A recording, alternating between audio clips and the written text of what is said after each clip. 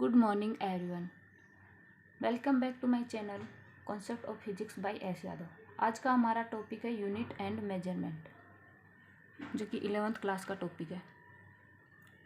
तो किसी भी क्वांटिटी को रिप्रेजेंट करने के लिए यूनिट की ज़रूरत होती है हमें। यूनिट क्वांटिटी जैसे कि मास होती है, वो भी एक क्वांटिटी होती है फिजिकल क्वांटिटी को रिप्रेजेंट करने के लिए।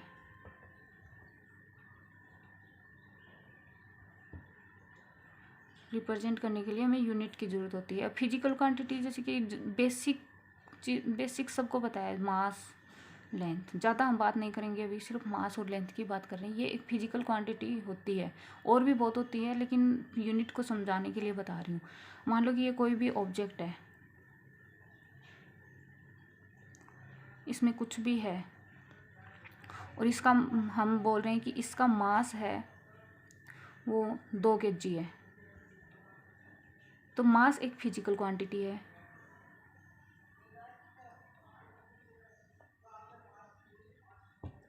और यहाँ पे 2 एक न्यूमेरिकल वैल्यू हो गई।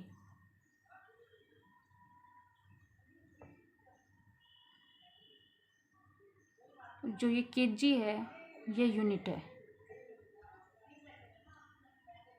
तो हम फिजिकल क्वांटिटी को डिफाइन करना चाहिए तो फिजिकल क्वांटिटी हो जाती है फिजिकल क्वांटिटी सम न्यूमेरिकल वैल्यू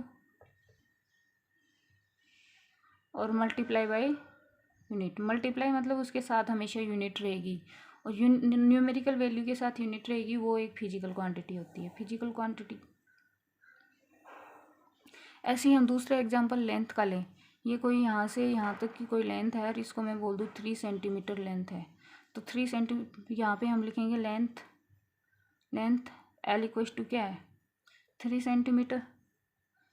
तो ये जो है, इसको ये तो है फिजिकल क्वांटिटी,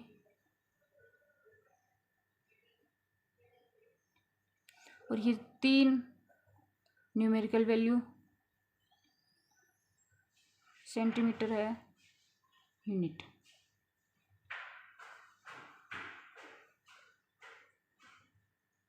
अब देखते हैं types of physical quantity.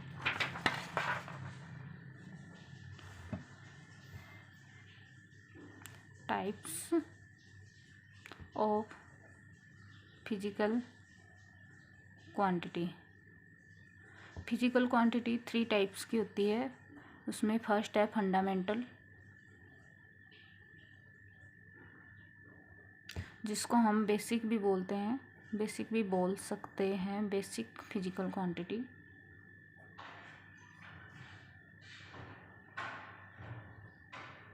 Second derived physical quantity.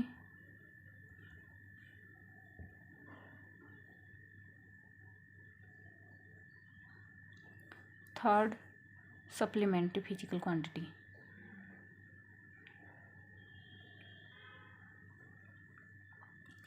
तो सबसे पहले इसमें हम फंडामेंटल या फिर बेसिक फिजिकल क्वांटिटी के बारे में पढ़ते हैं।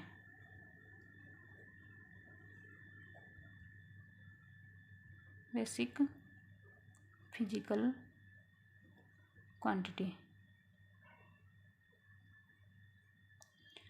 ये 7 होती है। 7 कौन कौन सी होती है वो देखते हैं। First mass, second length, third time, fourth temperature, fifth electric current, six amount of substance,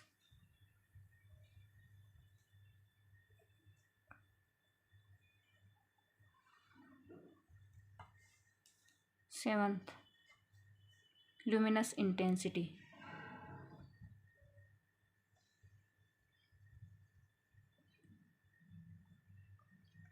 अब ये जितनी भी फिजिकल क्वांटिटी है, इनकी कोई ना कोई यूनिट होती है, वो यूनिट देखते हैं। मास की यूनिट होती है केजी, और यहाँ पे हम वो यूनिट देख रहे हैं जो ऑल ओवर वैलिड होती है, जो हर जगह मतलब कहीं भी किसी भी कंट्री में हर जगह वैलिड होती है, वो वाली यूनिट देखते हैं और उनको एसआई यूनिट्स बोलते हैं। SI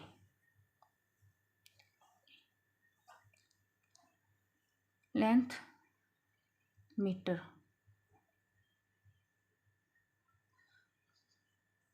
time second, temperature kelvin. वैसे टेम्परेचर का सेंटीग्रेड भी होता है but valid SI unit kelvin ही होती है। करंट का एम्पियर, अमाउंट ऑफ सब्सटेंस का यूनिट तो होता है MOLE मोल, और लुमिनस इंटेंसिटी का होता है कैंडेला। इनके सिंबल देखते हैं। ये केजी यानी किलोग्राम होता है, KILOG। इसको हमने पहले सिंबल से लिख दिया था। अब इनका सिंबल ये NCERT में दिया हुआ है। NCERT में मास, ये इसका सिंबल हो जाएगा केजी, मीटर का सिंबल हो जाएगा M, सेकंड का सिंबल हो जाएगा S, या फिर इसको SEC भी लिख देते हैं। केल्विन का सिंबल K, एम्पियर का A, केल्विन का कैपिटल K, इसका capital A। Amount of substance का सिंबल मोल MOL, सिर्फ इतना ही होगा, जबकि इसका यूनिट MOLE मोल होता है, और इसका CD। अब ये फंडामेंटल क्वांटिटी होगी, और फंडामेंटल क्वांटिटी कितनी होती है ये तो हमने देख लिया, बट ये होती क्या है। सिंपल लैंग्वेज में बोले तो ये इंडिविजुअल होती है, किसी पे डिपेंड नहीं होती है। जो कि डिराइव्ड, अब डिराइव्ड देखें,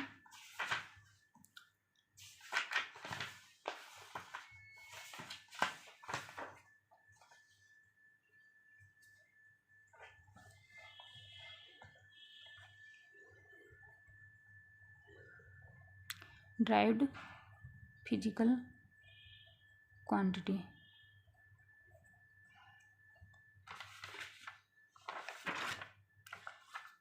These quantities are derived by using fundamental quantities। Fundamental quantity हम पढ़ चुके हैं, उन्हीं से मिलके अगर कोई क्वांटिटी बनती है तो उसको डिराइव्ड फिजिकल क्वांटिटी कहते हैं। इसकी डेफिनेशन लिख देते हैं।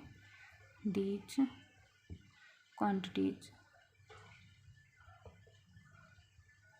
are derived by using fundamental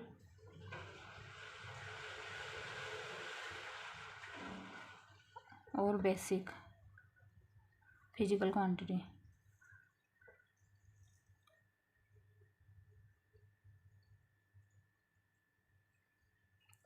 जैसे कि वेलोसिटी देखें, एग्जाम्पल, वेलोसिटी क्या होता है, डिस्टेंस पर यूनिट टाइम। तो डिस्टेंस एक लेंथ ही है, और ये टाइम। लेंथ एक फंडामेंटल क्वांटिटी और टाइम भी एक फंडामेंटल क्वांटिटी, लेकिन इन दोनों से मिलके बन रही है वेलोसिटी।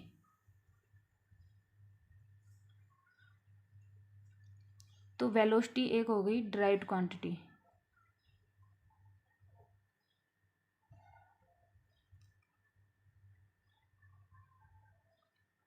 ऐसे ही उन 7 यूनिट के अलावा जितनी भी क्वांटिटीज होगी जो उनसे मिलके बनेगी, वो सब डिराइव्ड फिजिकल क्वांटिटी में काउंट होती है।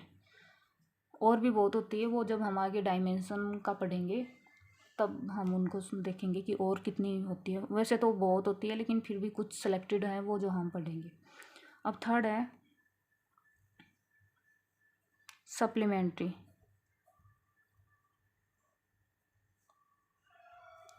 Supplementary physical quantity.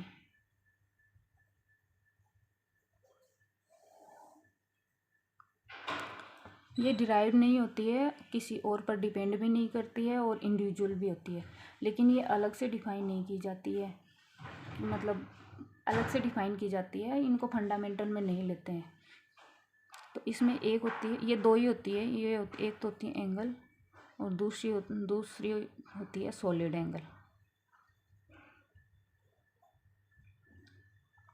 एंगल को किससे रिप्रेजेंट करते हैं, थीटा से, और सॉलिड एंगल को किससे रिप्रेजेंट करते हैं, ओमेगा से। वैसे तो इसको थीटा से भी कर देते हैं, बट एक्चुअली में इसको ओमेगा से ही रिप्रेजेंट करते हैं। और अब देखते हैं एक बार एंगल के बारे में थोड़ा सा देखते हैं। एंगल की यूनिट हम क्या पढ़ते हैं, डिग्री, लेकिन ये डिग्री हम पढ़ते हैं ये ऐसा यूनिट नहीं होती है।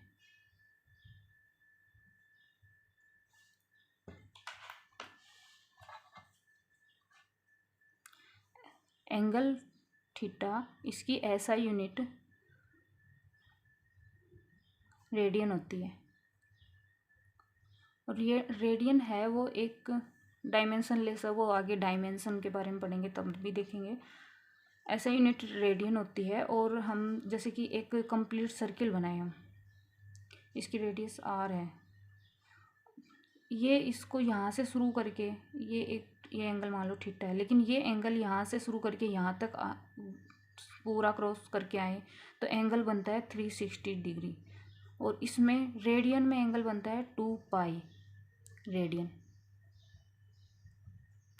अब जब इतना याद रहेगा 360 डिग्री में 2 पाई रेडियन एंगल होता है, तो ऐसा यूनिट अपनी रेडियन होती है। जहाँ कहीं भी वैल्यू हमको फॉर्मूले में रखनी होती है उसको रेडियन में कन्वर्ट करके रखनी होती है। तो यहाँ से देखो 180 डिग्री में क्या हो जाएगा, पाई रेडियन। 1 डिग्री में कितना हो जाएगा, 1 डिग्री में पाई बाय 180 डिग्री, डिग्री नहीं रेडियन।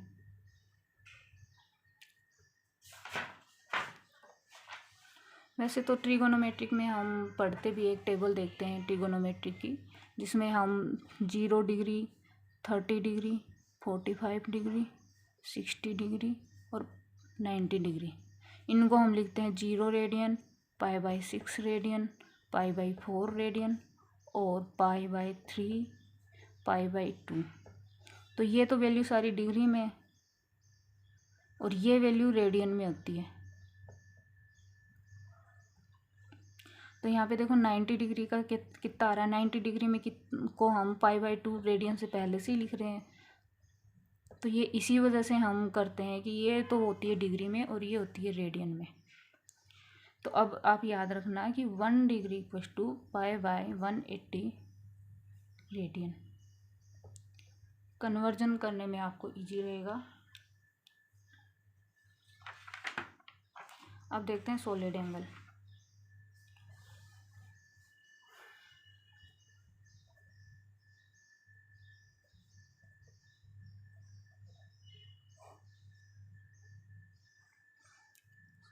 सॉलिड एंगल को हम रिप्रेजेंट ओमेगा से कर रहे हैं। जो आइसक्रीम कोन होती है, कोन वाली आइसक्रीम होती है, वो कैसी होती है, 3D में एज्यूम करना है। तो 3D में आप एज्यूम करने के लिए मैं आपको आइसक्रीम का एग्जांपल बता रही हूँ, या फिर घर में जो भी कीप होती है, वो कीप फनल जो भी बोलते हैं उसको। तो ये शेप देखो एक बार और उस मतलब इमेजिन करो, और ये आइसक्रीम को इमेजिन करो। तो ये जो 3D में आगे पीछे का कंप्लीट ये जो एंगल बनता है, इसी को हम सॉलिड एंगल बोलते हैं।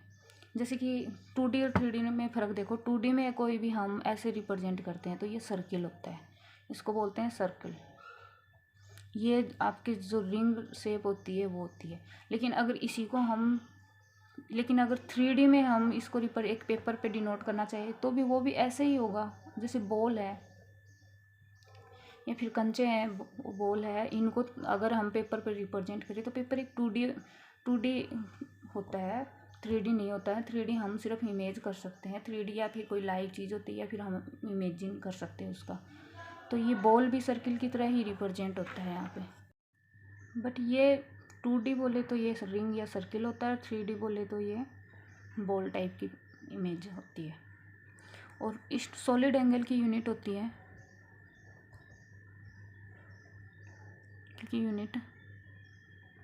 स्टेरेडियन।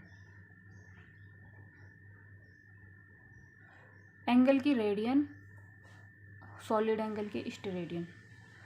इसके बारे में यहाँ हमने सिर्फ इतनी ही बात करनी है। और ये बता देती हूँ कि जनरली तो हम फंडामेंटल और डिराइव्ड 2 ही फिजिकल क्वांटिटीज़ पढ़ते हैं, लेकिन थर्ड भी होती है सप्लीमेंट्री, और सप्लीमेंट्री भी वैसे फंडामेंटल की डेफिनेशन यही होती है कि वो इंडिविजुअल होती है, किसी पे डिपेंड नहीं करती। वैसे सप्लीमेंट्री की भी ये है कि ये किसी पे डिपेंड नहीं करती, लेकिन फिर भी हम इसको फंडामेंटल में नहीं लेके अलग से लेते हैं इन दोनों को, सॉलिड एंगल को और एंगल को। ये आपको ध्यान रखना है। अब हम बात करते हैं डायमेंशन की। डायमेंशन मतलब कोई भी क्वांटिटी है उसको फंडामेंटल क्वांटिटी की फॉर्म में सिंप्लीफाइड करके और उनके सिंबल में डिनोट करना मतलब डायमेंशन होता है। वो अभी देखते हैं। जैसे कि लेंथ है, लेंथ तो ऑलरेडी एक फंडामेंटल क्वांटिटी है और इसका नोटेशन हम एल करते हैं। मास का नोटेशन,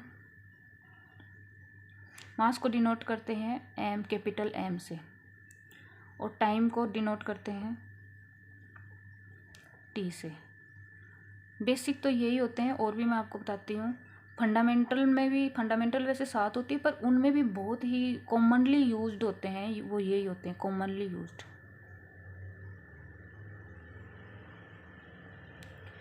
तो इनकी फॉर्म में किसी भी फिजिकल क्वांटिटी को इनकी फॉर्म में डिनोट करना डायमेंशन होता है। और जैसे कि लेंथ है, इसमें सिर्फ एल है तो इसका डायमेंशन एम एल टी के फॉर्म में लिखेंगे तो M0 L1 T0, ये इसकी डायमेंशन है। यहाँ पे तो एक एक की बात है तो इनका तो ठीक है, एक के अलावा बाकी सबकी पावर 0 हो जाएंगी। और इसको ऐसे ही डिनोट करना है, इस ब्रैकेट से ही डिनोट करना होता है। और इसको हम ऐसे भी या फिर सिर्फ और सिर्फ ऐसे भी डिनोट कर सकते हैं, जैसे कि इसको सिर्फ M से डिनोट कर सकते हैं और इसको सिर्फ T से भी डिनोट कर सकते हैं, ये भी सही है। लेकिन MLT की फॉर्म में भी डिनोट कर सकते हैं इनको ऐसे, इनकी पावर 1। ऐसे ही दूसरी क्वांटिटीज़ होती है। पहले तो फंडामेंटल का भी देख लेते हैं। जैसे कि केल्विन को K से डिनोट करते हैं, टेम्परेचर को, सॉरी टेम्परेचर कहीं फॉर्मूले में आ जाए तो उसको K से डिनोट करते हैं। और एम्पियर, करंट को A से डिनोट करते हैं। अब हम डिराइव्ड क्वांटिटीज़ की बात करें तो डिराइव्ड क्वांटिटीज़ में सबसे सिंपल वेलोसिटी। वेलोसिटी क्या होती है? Distance upon time. डी को L, डिस्टेंस लेंथ होती है और टाइम T, तो इसका हो जाएगा L और T। इसको T को ऊपर लेके आएंगे तो ये हो जाएगा LT-1। और MLT की फॉर्म में इसको लिखेंगे M की पावर 0, L की पावर 1, T की पावर -1। ये इसकी डायमेंशन है। डायमेंशन ये भी सही है और ये भी सही है। अब आगे देखते हैं मोमेंटम। मोमेंटम क्या होता है? P से डिनोट करते हैं, होता है MV। अब ये M मास है, यहाँ पे मास को डिनोट करते हैं M से, और वेलोसिटी का हमने यहाँ पे निकाला है इससे LT-1। तो इसका डायमेंशन हो जाएगा M1, M की पावर 1, L की पावर 1, T की पावर -1। ऐसे ही अब देखिए एरिया।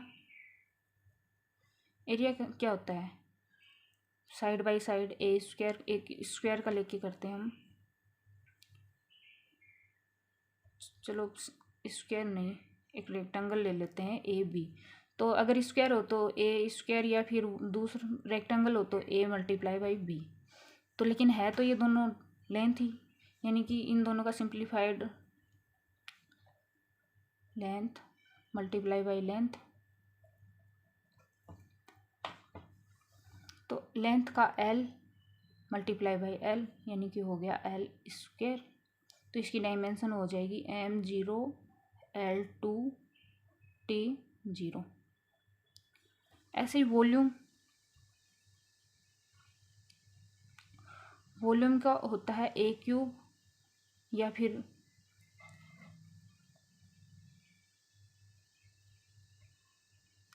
यानी कि लेंथ × लेंथ × एक और लेंथ, वो हो जाएगी इसकी। तो इसकी डायमेंशन हो जाएगी M0 L³ T0।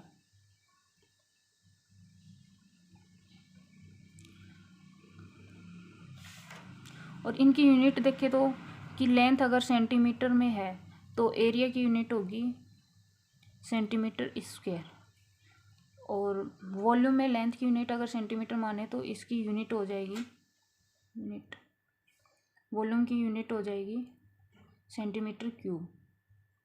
वैसे मीटर में ले तो मीटर स्क्वायर और मीटर क्यूब। ये डिवाइडेड बाय नहीं है, ये अलग अलग यूनिट डिनोट करने के लिए लिया है।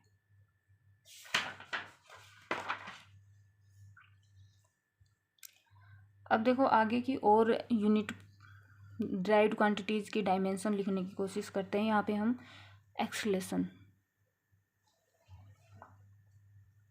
एक्सेलरेशन क्या होता है?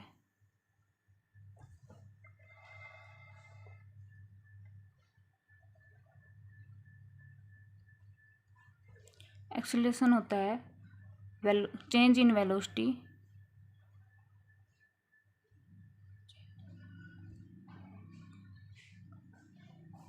Divided by change in time, del v by del t. जहाँ पे वेलोसिटी की डायमेंशन हमें पता था लेंथ पर यूनिट टाइम था तो एल अपॉन टी, यानी कि एल t-1 था।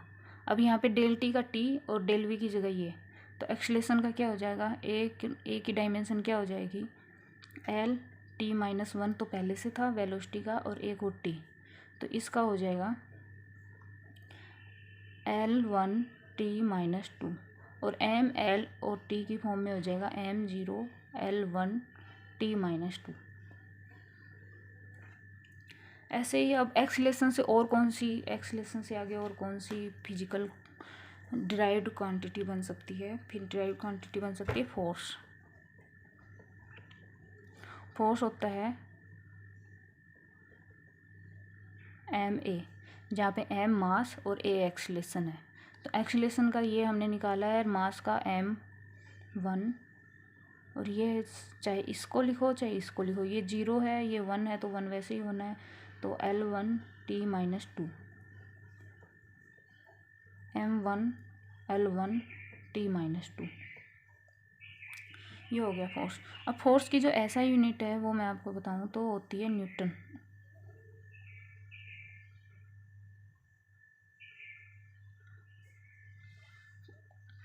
और यूनिट के बारे में हम आगे और भी बात करेंगे, पहले सिर्फ हम डायमेंशन देख लेते हैं। और डायमेंशन आपको जितने फॉर्मूले याद होंगे उतनों का आप इजीली डायमेंशन निकाल सकते हो, बट उसके लिए आपके फॉर्मूले याद होने बहुत ज़रूरी है। और फॉर्मूले अभी आपको कुछ समझ में आएगा नहीं आएगा, लेकिन जब आप चैप्टर वाइज पढ़ने लगोगे, जब आपके फिजिक्स के बहुत सारे चैप्टर हो जाएंगे तो आपके फॉर्मूले भी याद हो जाएंगे। अब यहाँ पे आपको एकदम से सारे फॉर्मूले याद हो नहीं हो ऐसा कोई ज़रूरी नहीं है। आगे देखें तो वर्क होता है फोर्स इनटू डिस्प्लेसमेंट।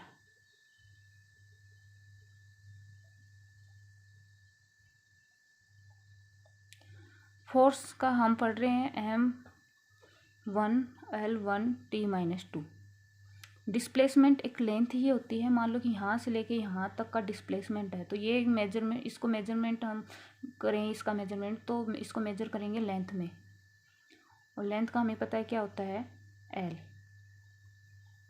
तो यहाँ एक पावर इसकी यहाँ पे और एक पावर इसकी यहाँ पे, जब पावर नहीं होती तो उसके पावर 0 लगा देते हैं जहाँ पे उसकी कोई वैल्यू नहीं होती। यहाँ पे मैं यहाँ पे 1 नहीं भी लगाऊँ तो इसको यहाँ पे 1 है ये, तो ये हो जाएगा m1 L2, 1 और 1 ऐड होके 2 और t-2, ये हो गया वर्क की dimension.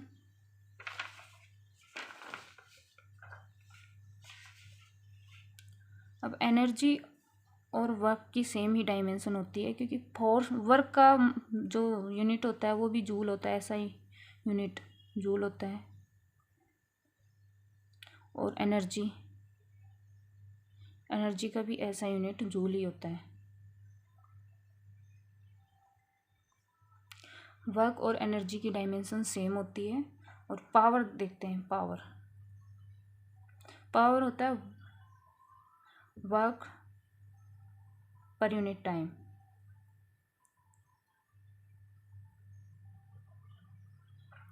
Work per unit time का मतलब है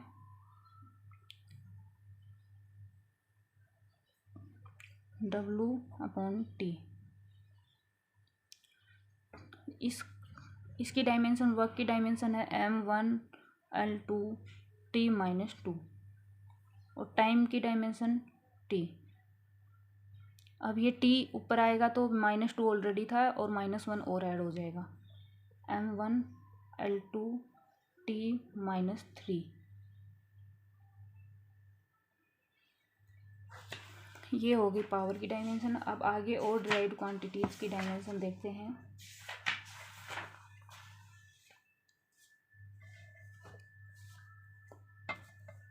थोड़ा सा यहाँ पे देखते हैं हम। एक होता है इम्पल्स, ये आपको ध्यान रखना है। इम्पल्स होता है change in momentum.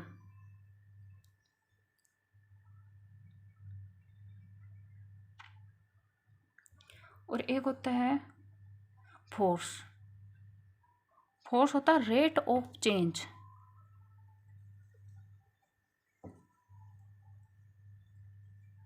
In momentum आपने पढ़ा भी होगा, फिर कुछ न्यूटन का सेकंड लॉ होता है, फिर कुछ dp/dt होता है। ये rate of change in momentum per unit time, मतलब टाइम के रिस्पेक्ट में अगर किसी में हम चेंज देख रहे हैं, मोमेंटम में चेंज देख रहे हैं, तो वो तो है फोर्स। लेकिन अगर सिंपल चेंज देख रहे हैं, यानी कि डेल पी देख रहे हैं, डेल पी या फिर P2 - P1, तो वो होता है इम्पल्स। इन दोनों में ये फ़र्क है, यहाँ पे चेंज इन मोमेंटम है और यहाँ पे रेट ऑफ चेंज है। रेट ऑफ चेंज का मतलब होता है टाइम के रिस्पेक्ट में चेंज देख रहे हैं, वो मोमेंटम।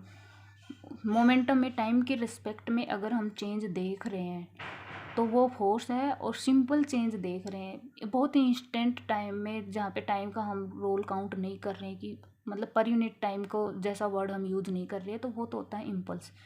तो जो इम्पल्स की डायमेंशन होती है, इम्पल्स की डायमेंशन होती है वो मोमेंटम की डायमेंशन की इक्वल ही होती है, सेम ही होती है। डायमेंशन दोनों की सेम होती है।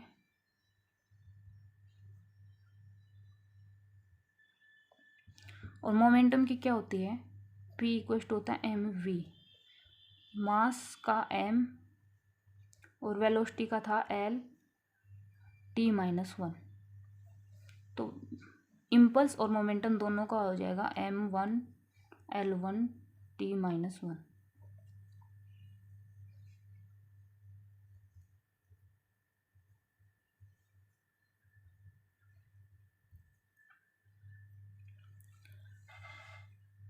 अब एक डिराइव्ड फिजिकल क्वांटिटी और देखें, प्रेशर। प्रेशर होता है फोर्स पर यूनिट एरिया।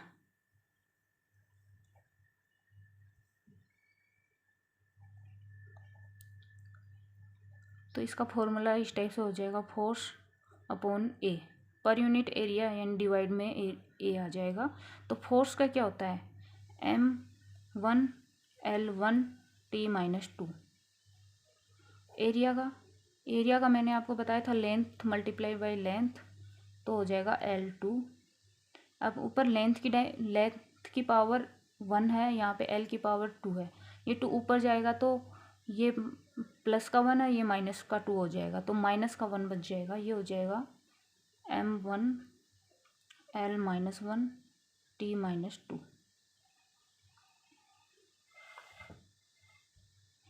और जो सप्लीमेंट्री फिजिकल क्वांटिटी हमने पढ़ी थी, थीटा एंगल और सॉलिड एंगल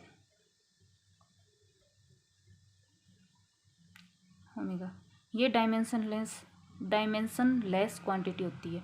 ये ऐसी क्वांटिटी होती है जिनकी यूनिट तो होती है बट डायमेंशन नहीं होती है। यूनिट तो होती है, डायमेंशन बट डायमेंशनलेस। इसीलिए इनको अलग से डिफाइन किया था सप्लीमेंट्री फिजिकल क्वांटिटी के नाम से। बाकी हम अगले वीडियो में देखते हैं।